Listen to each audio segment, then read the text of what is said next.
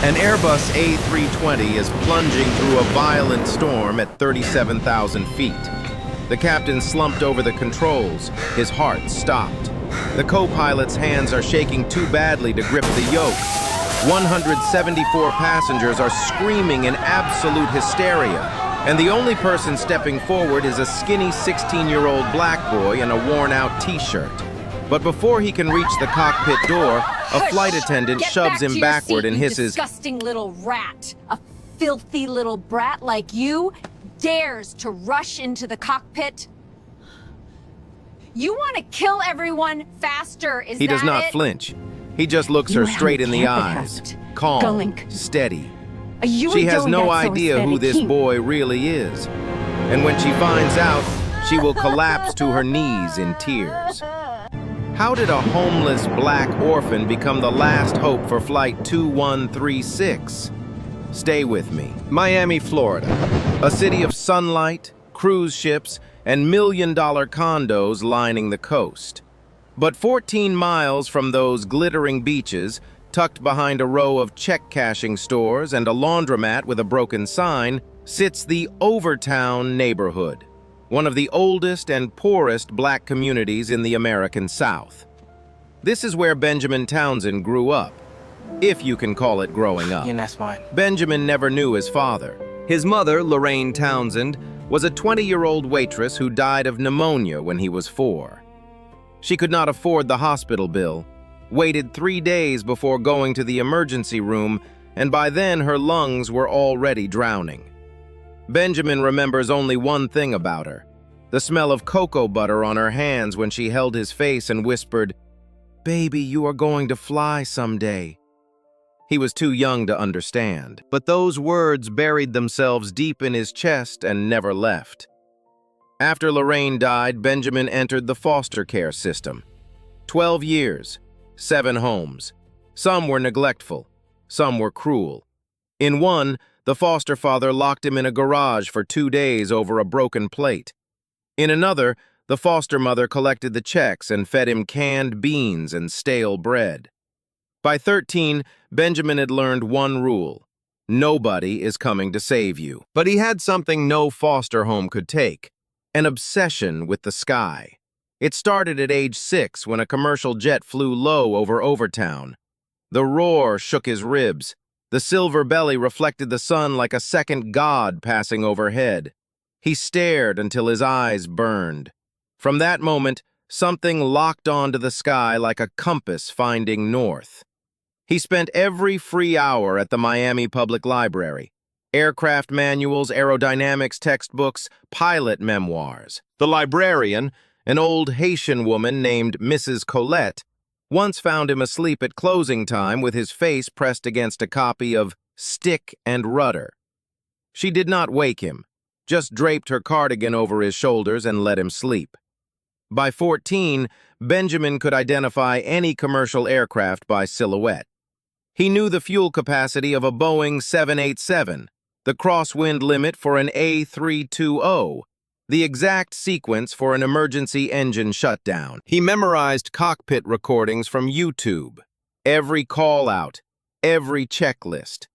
His foster siblings thought he was insane. His teachers ignored him. Benjamin did not care. The sky was the only place he belonged. Then, at 15, everything changed. A retired Air Force captain named Earl Davis walked into the Overtown Community Center. Captain Davis was 71, dark-skinned, silver-haired, back straight as a flagpole. He had landed a C-130 on a dirt strip in Afghanistan under enemy fire, earned the Distinguished Flying Cross, 32 combat missions. Now he ran a tiny volunteer aviation club for underprivileged kids that no newspaper covered, no politician funded, and no donor noticed. The first time Davis met Benjamin, he gave the boy 10 questions about flight instruments. Benjamin answered all 10 in under 2 minutes. Davis asked 10 more. Benjamin answered those too. Davis leaned back, folded his arms, and said, "Boy, who taught you all this?" Benjamin replied, "Nobody, sir. I taught myself." Davis was quiet for a long time. Then 5 words that changed everything. I am going to teach you. Over 14 months, Davis trained Benjamin on a full-motion A320 simulator donated to the community center. 212 hours, every weekend, every holiday. Davis taught him not just how to fly, but how to think. Stay calm when instruments scream. Trust your hands when eyes fail. Breathe when the world falls apart. Before their final session, Davis gave Benjamin a hand-carved wooden model of an A320 with 5 words etched into the belly. The sky doesn't care what color you are. Benjamin kept that model in his backpack every single day. The only thing he owned that meant anything. Now, at 16, Benjamin has won a STEM scholarship. The organization is flying him from Miami to Chicago for orientation at a prestigious aviation academy, his first time on a real airplane. Gate B22, Flight 2136, Seat 34F, last row, cheapest ticket, the seat nobody wants. He walks through the gate in a faded gray t-shirt, second-hand sneakers, and a backpack held together with duct tape. He is smiling. He does not know that in less than 3 hours, everything about this flight and his life is about to change forever. The moment Benjamin steps onto the jet bridge, he feels it. A shift in the air, a silent wall of judgment. The businessman in front of him glances back, looks him up and down, then pulls his carry-on closer to his chest as if something might go missing. A mother nudges her daughter to the other side. No one says a word. No one has to. Benjamin keeps his head down and walks to row 34. Seat 34F is wedged against the window in the last row, right next to the lavatory. The seat does not recline. The overhead bin above it is already stuffed with someone else's luggage. Benjamin does not complain. He slides in, places his backpack on his lap, and presses his forehead against the cold window. Outside, the ground crew is loading bags in the rain. He watches them and thinks about Captain Davis, about the simulator, about Chicago. For the first time in his life, something good is happening. Then he hears a voice. "Excuse me." A woman is standing in the aisle staring at him. She is in her early 60s, dressed in a cream-colored cashmere blazer, pearl earrings, leather handbag worth more than everything Benjamin has ever owned combined. Her name is Pamela Hargrove. She sits on the board of 3 charities in Palm Beach. She has never in her entire life ridden in economy class. But today, first class was full, and she was downgraded to row 33. She is already furious. And now she is looking at Benjamin like she has just found a cockroach on her dinner plate. "Is that your seat?" she asks. Not politely, not curiously. The way someone asks a stray dog how it got inside. Benjamin nods. "Yes, ma'am, 34F. Pamela's eyes narrow. She scans him. The worn t-shirt, the taped backpack, the second-hand sneakers with a hole near the left toe. Then she turns to a passing flight attendant, a tall, blonde woman named Karen Bellows, and says in a voice loud enough for the surrounding rows to hear, "I need you to check this boy's boarding pass. There is absolutely no way he paid for this ticket." Benjamin's stomach drops. He reaches into his pocket, pulls out his boarding pass, and holds it up. His hand is steady, but his heart is slamming against his ribs. Karen Bellows takes the pass. She studies it. She looks at Benjamin. She looks at Pamela. Then she hands it back and says flatly, "It is valid." But Pamela is not satisfied. She leans forward and whispers, loud enough for everyone nearby to hear, "I know how these people get tickets. Stolen credit cards, fake identities. You should check the system again. I do not feel safe sitting near him." The words hit Benjamin like a slap. He says nothing. He puts the boarding pass back in his pocket, turns to the window, and stares at the rain. His jaw is clenched so tight his teeth ache. A woman sitting across the aisle, Grace Anderson, a 40-year-old nurse from Atlanta, watches the whole scene.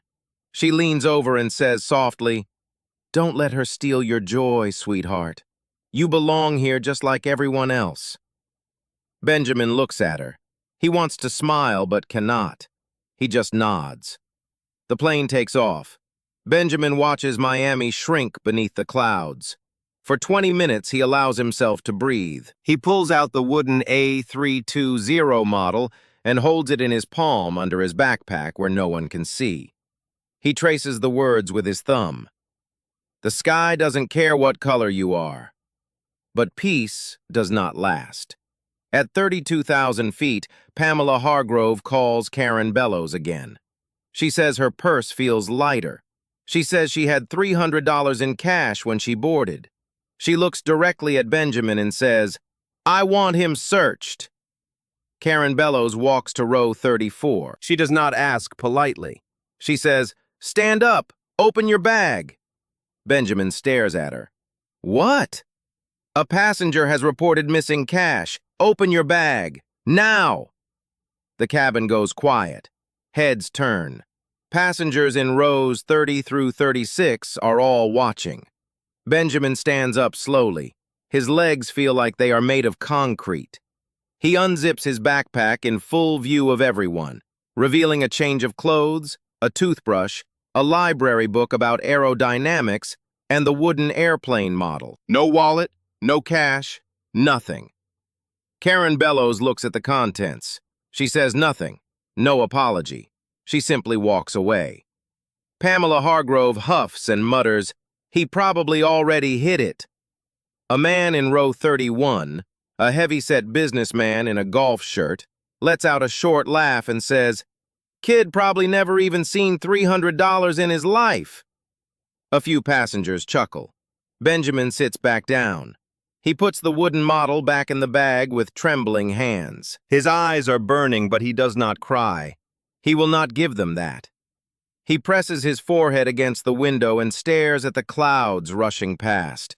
The same sky that has always been his only home, his only sanctuary.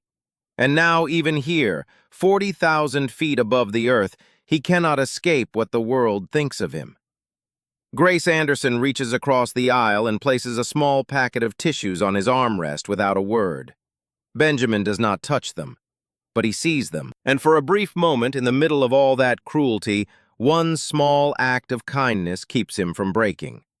3 rows ahead, the cockpit door is closed. Behind it, Captain Ronald Beckett, a 58-year-old veteran pilot with 26 years and 18,000 flight hours, is rubbing his left arm. A dull ache has been spreading from his chest to his shoulder for the last 40 minutes. He tells his co-pilot, Craig Jennings, that it is probably just muscle tension. Jennings, 28 years old and in only his 4th month as first officer, nods and goes back to monitoring the instruments. Neither of them knows that a massive storm system is building directly in their flight path. Neither of them knows that in approximately 90 minutes, Captain Beckett's heart will stop beating. And neither of them knows that the only person on this aircraft capable of saving 174 lives is currently sitting in the last row, clutching a wooden airplane, trying not to cry. It happens without warning. A sound like a muffled explosion tears through the cabin. The plane lurches violently to the right. Overhead bins fly open, bags tumble into the aisle, drinks spill across laps. The lights flicker once, twice, then go dark for 3 full seconds before the emergency strips along the floor glow a pale, sickly green. Passengers scream, children wail. The seatbelt sign dings on with a sharp metallic urgency that sounds nothing like routine turbulence. Then the plane drops. Not a gentle dip. A free fall. 500 feet in 4 seconds. Stomachs rise into throats. A woman 3 rows ahead of Benjamin vomits into her hands. The man in the golf shirt who laughed at him is now gripping his armrest with both hands, whimpering like a child. Pamela Hargrove screams so loud her voice cracks. Benjamin does not scream. His fingers are wrapped around the armrest, knuckles white, but his eyes are different. They are moving, scanning, calculating. He feels the angle of the descent. He hears the change in engine pitch. The left engine is still roaring, steady, normal. But the right engine sounds wrong, a grinding, stuttering whine that rises and falls like a dying animal. Benjamin knows that sound. He has heard it 200 times in the simulator. Compressor stall, stage 2. The plane stabilizes briefly. The intercom crackles. Craig Jennings' voice comes through, shaky, thin, trying to sound professional but failing badly. Ladies and gentlemen, we are experiencing severe turbulence. Please remain seated with your seatbelts fastened. Everything is under control. Benjamin knows he is lying. Everything is not under control. The A320 is not designed to shake like this from turbulence alone. Something is wrong with the right engine, and the brief stabilization means the autopilot kicked in. But if the engine fails completely, the autopilot will not be enough. Not in this storm. 60 seconds pass. The plane shakes again, harder. The overhead oxygen masks deploy in rows 15 through 22. More screaming. A flight attendant stumbles down the aisle, grabbing headrests for balance, her face white as paper. Then the cockpit door opens. Karen Bellows rushes in. She comes back out 12 seconds later. Her face has changed. The professional mask is gone. What is underneath is raw, animal fear. She grabs another flight attendant and whispers something. The other attendant's hand flies to her mouth. They both look toward the cockpit like they are staring at a coffin.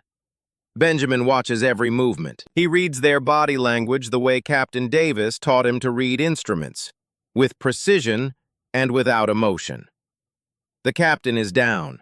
He is certain of it now. Karen Bellows picks up the intercom. Her voice trembles. If there is any passenger on board with flight experience, any experience at all, please identify yourself to a crew member immediately. Silence. 174 passengers and not a single hand goes up. The businessman in the golf shirt stares at his shoes. Pamela Hargrove clutches her pearls and whispers prayers to a God she only remembers in emergencies. Nobody moves. Nobody speaks. Except Benjamin. He unbuckles his seatbelt. He stands up, and he begins walking toward the front of the aircraft. Grace Anderson sees him rise. Her eyes widen. She whispers, "Benjamin, what are you doing?" He does not answer. He just walks, steady, straight, one hand brushing the overhead bins for balance as the plane shudders beneath him. Passengers watch him pass. A teenager, a black teenager in a faded t-shirt, walking toward the cockpit of a dying airplane. Some stare in confusion, some in disbelief. An elderly man grabs his wrist and says, "Sit down, son, this is not the time for games." Benjamin gently removes the man's hand and keeps walking.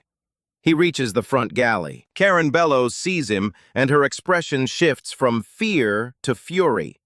She steps in front of the cockpit door, blocking it with her body, and that is when she shoves him backward and hisses the words we already heard. "A filthy little brat like you dares to rush into the cockpit? You want to kill everyone faster, is that it?" Benjamin stands still.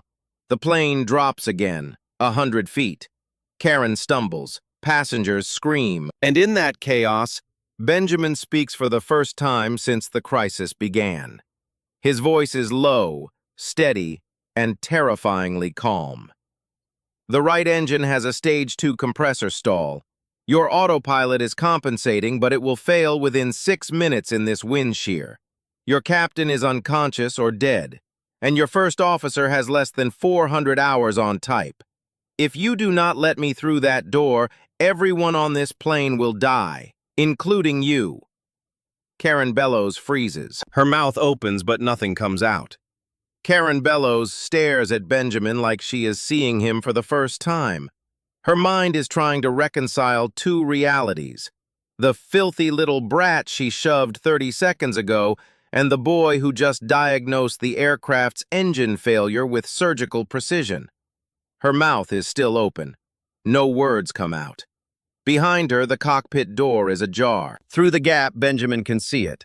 Captain Ronald Beckett slumped sideways in the left seat, his body held in place only by the shoulder harness. His face is gray.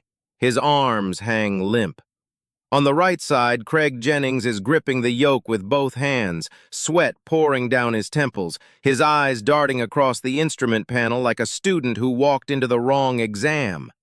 The master caution light is flashing amber. The engine warning display for the right power plant is pulsing red. And through the windshield there is nothing but black. A wall of storm clouds lit by flashes of lightning that make the cockpit glow like the inside of a strobe. The plane drops again, hard. Karen grabs the doorframe. From the cabin behind them comes a fresh wave of screaming, louder, more desperate, more primal than before. Benjamin looks at Karen. He does not repeat himself. He does not beg. He simply says, "Move!" And she does. Benjamin steps into the cockpit. The smell hits him first. Sweat, vomit, and the sharp metallic tang of electrical systems under stress. Captain Beckett's body is heavy and still. Benjamin does not look at the captain's face. He cannot afford to feel anything right now. He turns to Jennings. Jennings sees him and his reaction is immediate.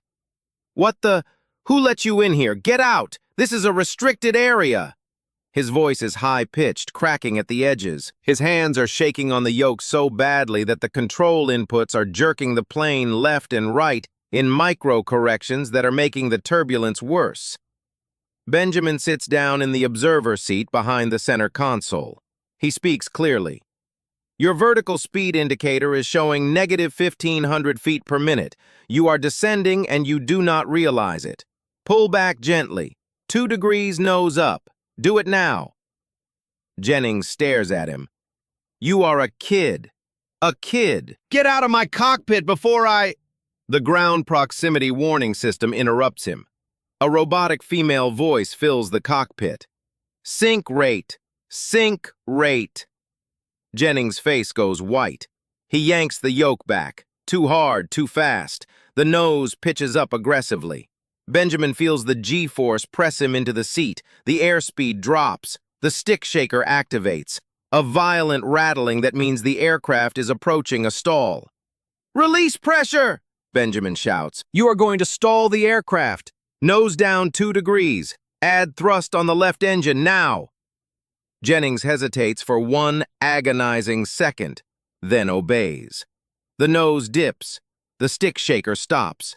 The airspeed climbs back to a safe margin. The cockpit is quiet for 3 seconds. 3 seconds of pure, fragile stability. Jennings turns and looks at Benjamin, really looks at him. His arrogance is cracking. Fear is eating through it like acid through paper. He whispers, "How do you know this?"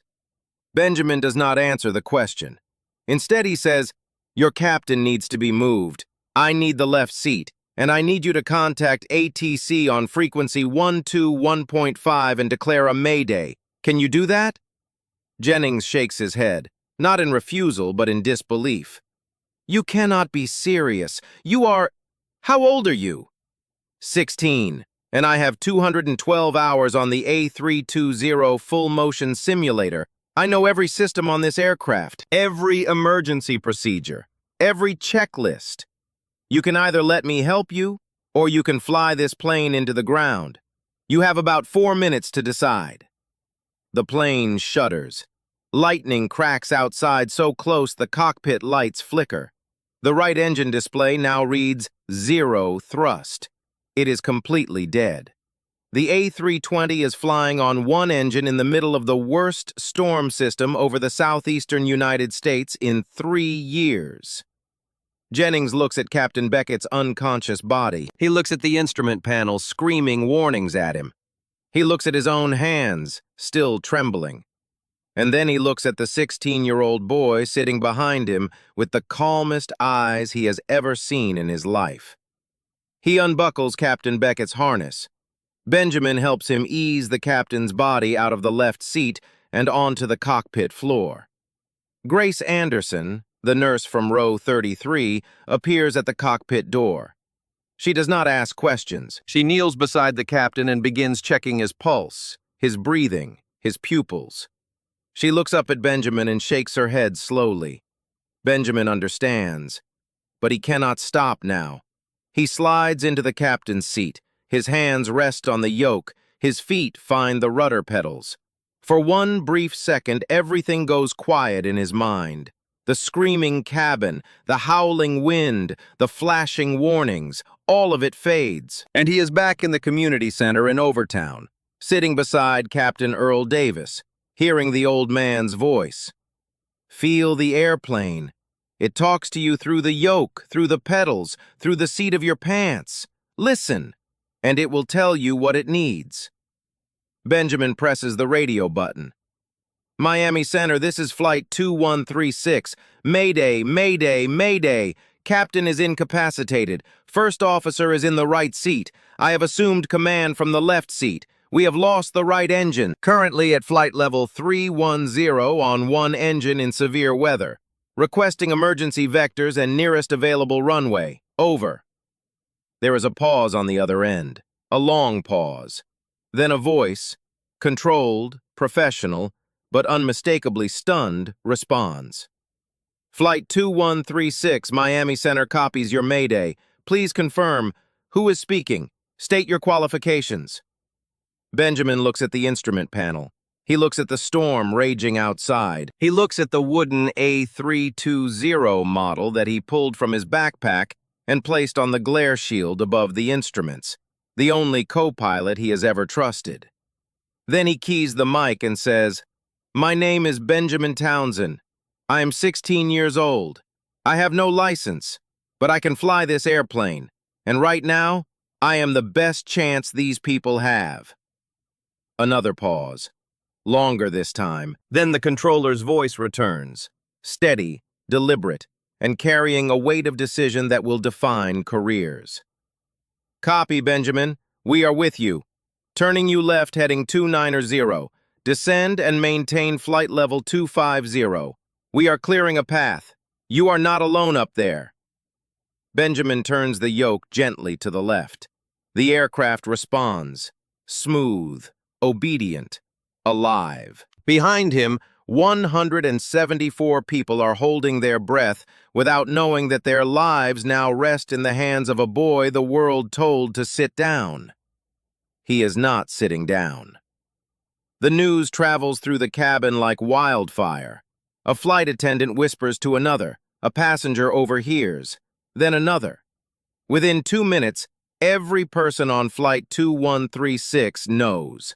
The captain is dead, the co-pilot cannot handle the aircraft, and a 16-year-old boy is flying the plane. A man in row 12 stands up and shouts, "A child is flying this plane?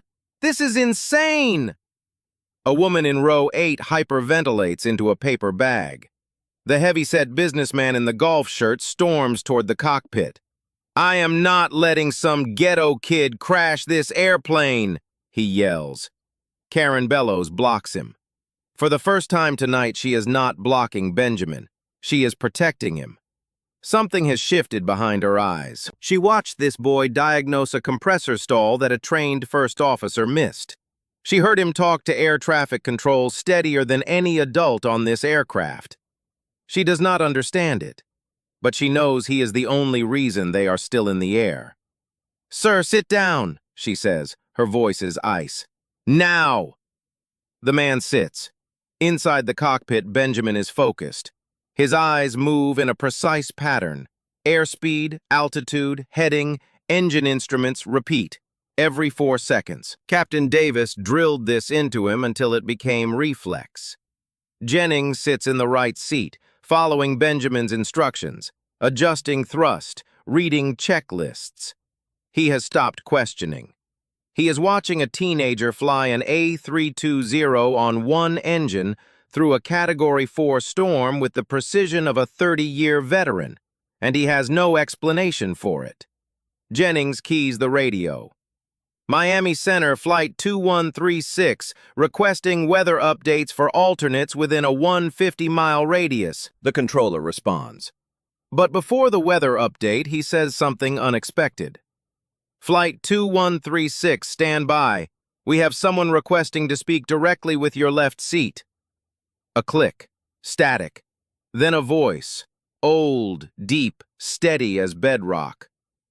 Benjamin, this is Captain Davis. Benjamin's hands freeze on the yoke. For the first time since he entered the cockpit, his composure cracks, his breath catches, his eyes sting. He swallows hard. Captain Davis, how did you... The FAA called me. They traced your name through the Scholarship Foundation. Wanted to know if you are real. A pause. Then, with a warmth that cuts through the static like sunlight through clouds, Davis says, I told them you are the most gifted pilot I have trained in 50 years of flying. 212 hours on the A320 simulator. 98% proficiency rating. And I told them if my own life depended on one pilot landing that aircraft tonight, I would choose you over every captain in every airline on Earth. Silence in the cockpit. Jennings stares at the radio, mouth open. Through the cracked door, Karen Bellows is listening, her hand over her mouth, eyes wet. Benjamin closes his eyes for 1 second. He sees Captain Davis in the community center, the old man's hands guiding his on the simulator yoke, the patient voice counting through crosswind corrections, the wooden plane on the console between them. Every lesson, every Saturday morning when the world forgot he existed, but one man did not. He opens his eyes, keys the mic. Copy, Captain, I will bring them home. Davis replies with 5 words, the same 5 words etched into the wooden model sitting on the glare shield right now. The sky doesn't care, son. Benjamin nods. He cannot speak. He does not need to. He adjusts heading 2 degrees left, trims the elevator, and flies. In the cabin, 174 people are silent for the first time since the crisis began. The word is spreading, row by row, whisper by whisper, that the boy in the cockpit was trained by a decorated Air Force war hero, that this boy is not a fraud, not a thief, not a street kid playing games, that he might be the most extraordinary person on this airplane. And Pamela Hargrove, sitting in row 33, mascara streaking down her cheeks, is hearing every word. She remembers every accusation, every sneer, every whispered insult. And for the first time in her life, the shame she feels is not for someone else. It is for herself.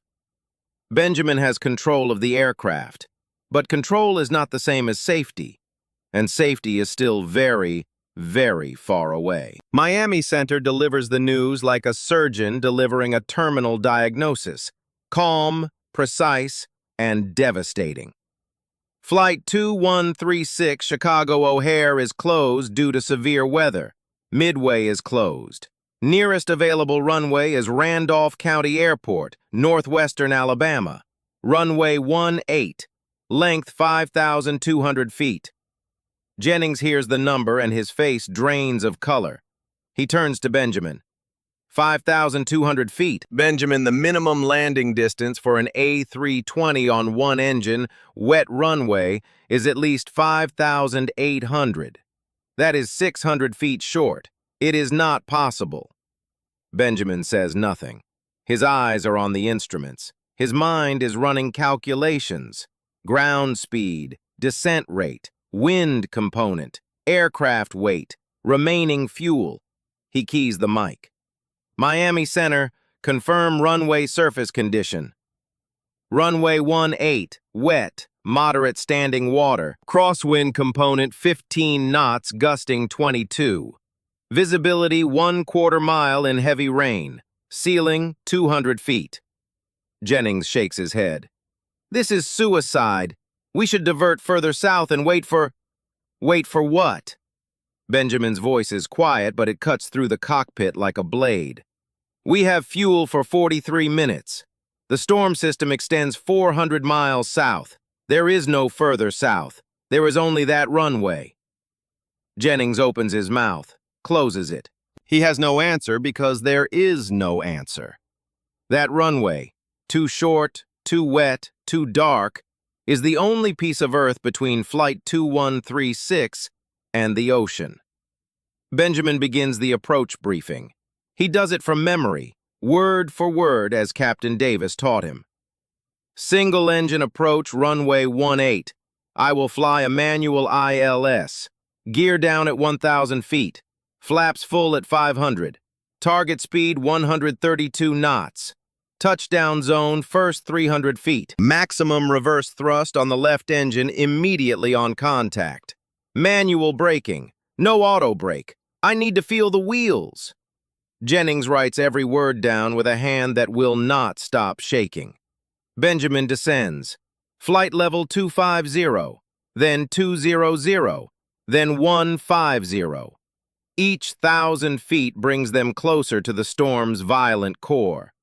The turbulence that was brutal at altitude becomes savage below the clouds. The A320 bucks and heaves like a living creature trying to throw them off its back. Rain hammers the windshield so hard it sounds like gravel hitting glass. Lightning strikes so close that the cockpit fills with white light, and the electromagnetic pulse sends a momentary spike across 3 instrument displays. Benjamin does not flinch. His hands make constant micro-adjustments, a degree left, half a degree right, a touch of trim, a nudge of thrust. He is not fighting the storm. He is listening to it, reading its rhythm, finding the gaps between the gusts the way a boxer finds gaps between punches. At 12,000 feet, the second crisis hits. A loud bang from the left engine. The thrust fluctuates, drops, surges, drops again.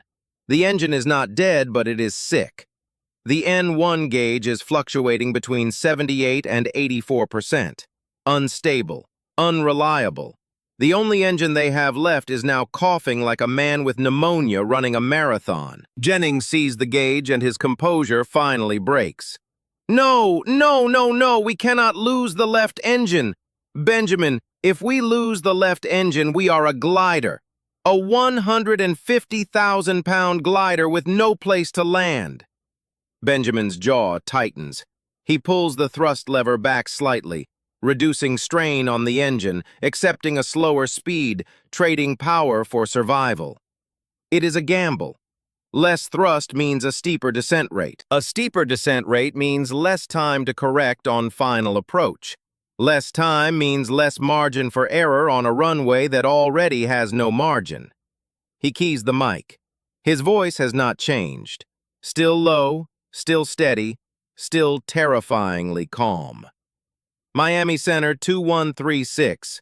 Left engine showing N1 fluctuation. I am reducing thrust to stabilize. Request you clear all traffic and have emergency services standing by at Randolph. Full deployment. We are coming in hot and short. The controller's response is immediate. Copy 2136. All traffic cleared. Emergency vehicles are rolling. Benjamin, the whole building is listening. Bring them home. 8,000 feet. The clouds swallow the aircraft whole. Visibility drops to nothing. Benjamin is flying entirely on instruments now. The attitude indicator, the glide slope, the localizer. 3 small lines on a screen telling him where the Earth is, where the runway is, and whether he will reach it alive. In the cabin, the passengers can feel the descent. The pressure in their ears, the increasing violence of the turbulence, the awful grinding sound from the left engine that everyone can hear, but no one dares name. A flight attendant is moving through the aisle, checking seatbelts, her lips moving in silent prayer. Grace Anderson is still kneeling beside Captain Beckett's body in the cockpit doorway. She has covered his face with a blanket. There is nothing more she can do for him. Pamela Hargrove is clutching the armrests with both hands, her knuckles bone white. The pearls she wore so proudly are scattered on the floor. The string broke when the plane dropped 20 minutes ago. She does not care about them anymore. She is staring at the cockpit door, and behind that door is the boy she accused of being a thief. The boy whose bag she demanded be searched. The boy she wanted thrown off this plane. And now she is praying. Not to God, not to the pilot, but to him, to Benjamin. The boy she tried to destroy is the only one trying to save her. 5,000 feet. Benjamin calls for gear down. Jennings moves the lever. 3 green lights illuminate. Landing gear locked. The drag increases immediately. The airspeed drops. Benjamin adjusts thrust carefully, nursing the sick engine like a doctor keeping a patient alive long enough to reach the operating table. 3,000 feet. Flaps 1, Benjamin calls. Jennings moves the flap lever. The aircraft configuration changes. More lift, more drag, slower speed. The approach is stabilizing. Barely. 2,000 feet. Benjamin can see nothing through the windshield but black rain and occasional flashes of lightning that illuminate the clouds from within like the nervous system of some enormous dying creature. 1,000 feet. The radio altimeter begins counting down. 1,000, 900, 800. The synthetic voice is mechanical, emotionless. A machine counting the distance between life and death with perfect indifference. Flaps full, Benjamin calls. His voice is a whisper now, not from fear, from focus.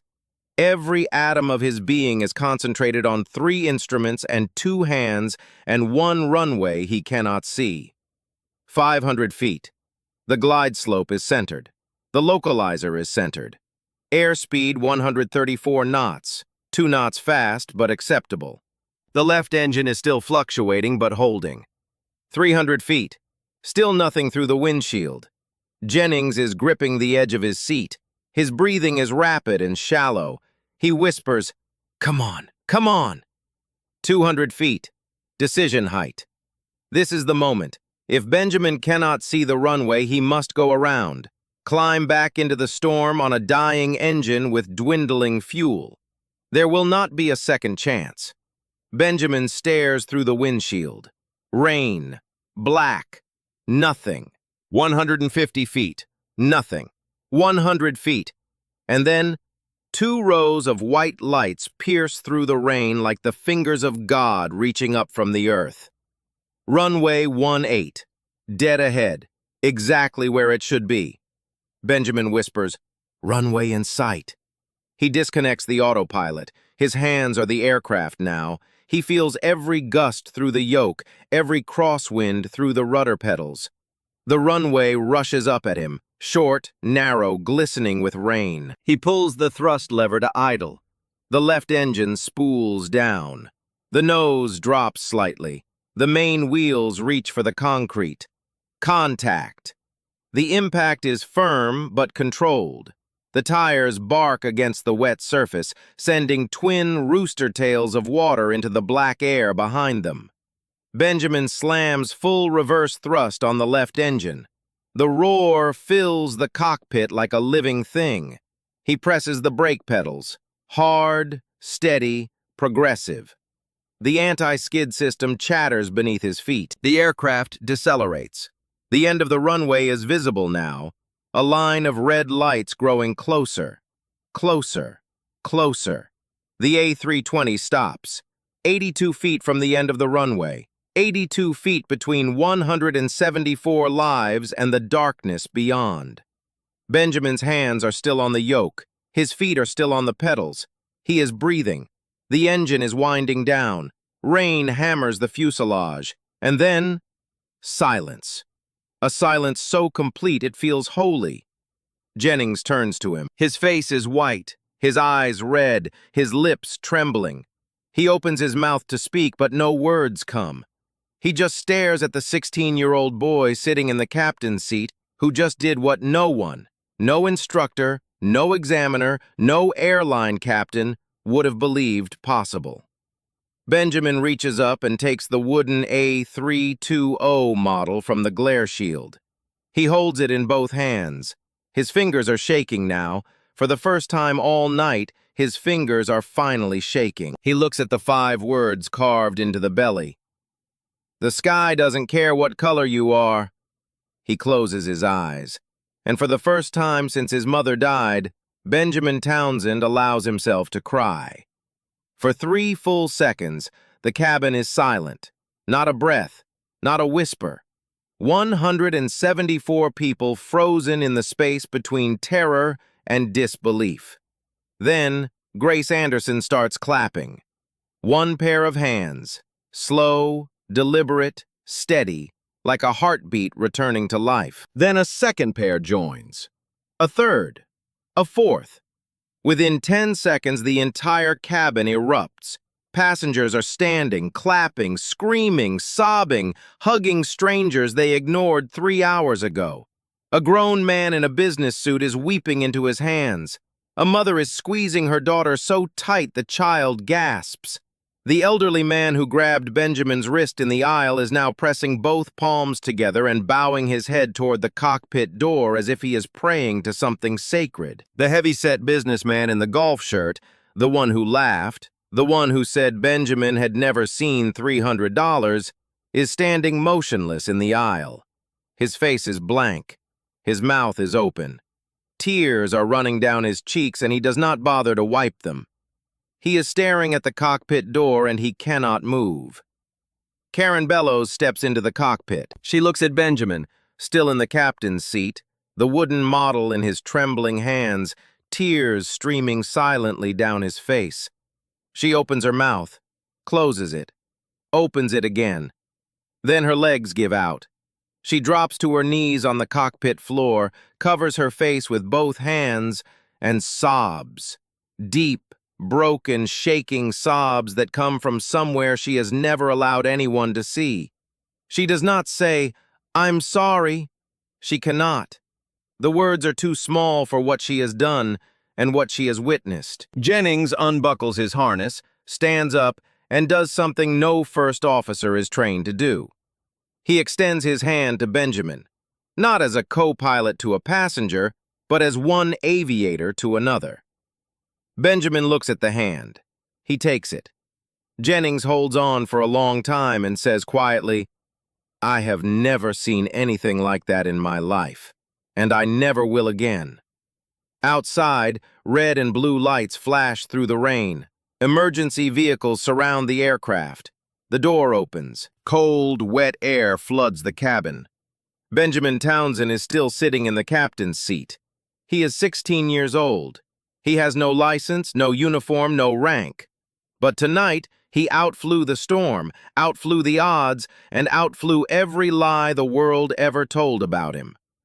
The paramedics reach the cockpit first. They carry Captain Ronald Beckett's body out on a stretcher, his face covered with a white sheet. As he passes through the cabin, passengers bow their heads. Benjamin watches from the captain's seat until the stretcher disappears. He whispers, "Rest easy, Captain." No one hears him. Benjamin steps out of the cockpit. The moment he appears in the cabin doorway, the applause erupts, louder, rawer than before. Passengers reach for him as he walks down the aisle. Hands touch his shoulders, his arms. Strangers say, "Thank you," with voices that break halfway through. A little girl in row 19 holds out a teddy bear. Benjamin kneels, smiles, and gently pushes it back into her arms. "You keep him safe," he says. Grace Anderson is waiting at row 33. She pulls him into an embrace so tight he cannot breathe. She holds him for 20 seconds without a word. When she lets go, her scrubs are wet with his tears. Then he sees Pamela Hargrove. She is standing in the aisle. Her cashmere blazer is wrinkled. Mascara has carved black rivers down both cheeks. Her pearls are gone. Her hands are shaking. She looks at Benjamin and something collapses inside her. Something built over 60 years of certainty about who matters and who does not. She steps forward. Her mouth trembles.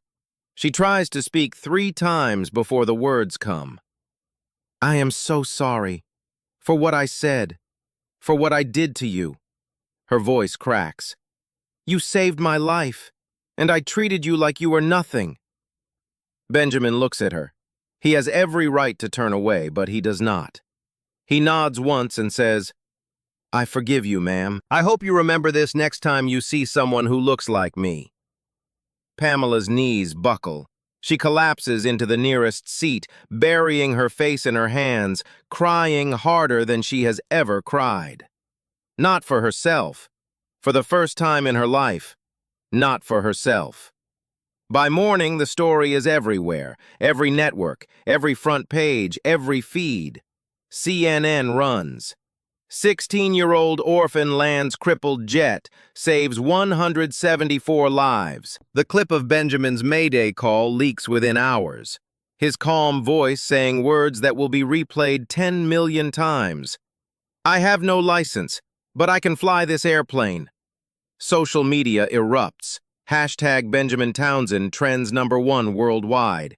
Hashtag The Sky Doesn't Care becomes a movement. The airline announces a full scholarship, not just flight school, but a 4-year aerospace engineering degree at any university of his choosing. 3 major airlines offer him a guaranteed cadet position the day he turns 18.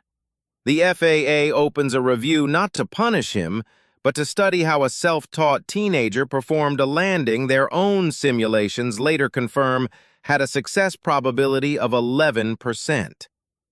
Captain Earl Davis watches the press conference from his living room in Overtown. The video of her shoving Benjamin in the galley, captured by a passenger's phone through a crack in the curtain, goes viral the same week. 42 million views. The comments are merciless. But Benjamin never shares it, never mentions it. When a reporter asks him about Karen, he says only, "She was scared. We were all scared. I hope she finds peace." That single sentence gets more shares than the video itself. There is a moment on that recording, the cockpit audio that the FAA released 6 months later, that most people miss the first time they hear it. It comes right after Benjamin's Mayday call, right after he tells Miami Center his name and age. There is a 2-second gap of dead air, and then, very faintly, you can hear him exhale. Just one breath, steady, controlled. The breath of a boy who already knew he could do this, who always knew, but had never been given the chance to prove it. That breath is the entire story. Because Benjamin Townsend did not become extraordinary on Flight 2136. He was extraordinary long before he stepped onto that plane. He was extraordinary in the library at age 10 reading manuals no one assigned him. He was extraordinary in the community center at age 15 flying simulators no one knew existed. He was extraordinary every single day he woke up in a system that forgot him and chose to learn anyway. The airplane did not make him. It simply revealed what was already there. And that is the question this story leaves with every one of us. How many Benjamins are out there right now? Brilliant, gifted, extraordinary, sitting in the last row, wearing second-hand shoes, being told they do not belong. How many are being searched, doubted, shoved aside, and dismissed before they ever get the chance to show what they can do? How many talents has this world already lost because someone looked at the outside and decided they already knew what was inside? The sky does not care what color you are. The sky does not care how much money your parents had. The sky only asks one question. Can you fly? Benjamin Townsend can fly. If this story moved you, share it with someone who needs to hear it. Leave a comment telling me, have you ever been judged before you were given a chance? Subscribe to this channel so you never miss a story like this again. And remember, the sky does not care. Neither should we. Hashtag Benjamin Townsend. Hashtag The Sky Doesn't Care. Hashtag Justice for Benjamin.